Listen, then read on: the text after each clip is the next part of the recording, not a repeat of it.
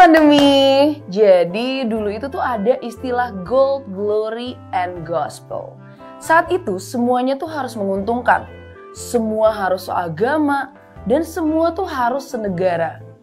Saat manusia menemukan besi dan cara memindahkan bahan makanan, saat itu juga manusia bisa menjelajah dari satu negara ke negara lainnya untuk menjajah. Cara ini tidak bisa dilanjutkan karena agama dan aturan tidak bisa disamaratakan di seluruh dunia lagi.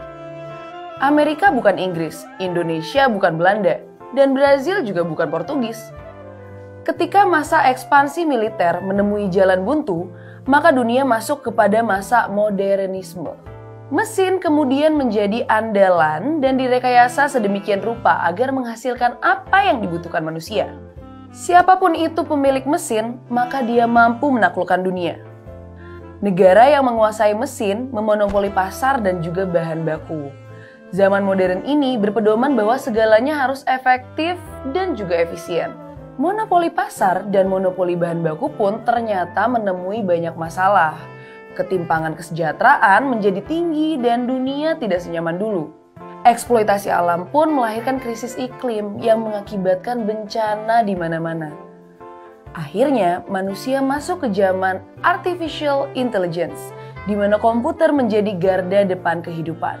Dengan ini, komputer kemudian membantu nafsu manusia untuk tetap saling mengeksploitasi. Segalanya dipercepat dan segalanya dipersingkat. Friedman salah satu yang sering menulis tentang fenomena ini.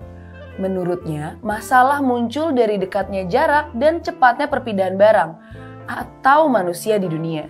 Virus pandemi akibat kita terlalu dekat dengan komunitas binatang, dan climate change semakin parah akibat karbon hasil aktivitas manusia. Masalah populasi sudah membuat manusia kehabisan sumber pangan, hingga masalah eksplorasi alam sudah semakin parah. Pandemi kemarin nih sebenarnya ada loh manfaatnya, di mana kita bisa berhenti sejenak dan memberi ruang untuk berpikir bagaimana kita seharusnya berperilaku. Thanks for being late. Itulah judul buku lain dari Friedman. Sungguh tepat. Terima kasih untuk membuat dunia kita berhenti sejenak. Tidak selamanya produktif itu menjadi keharusan. Ada hal lain kok yang lebih berharga yang tidak bisa dibeli oleh materi.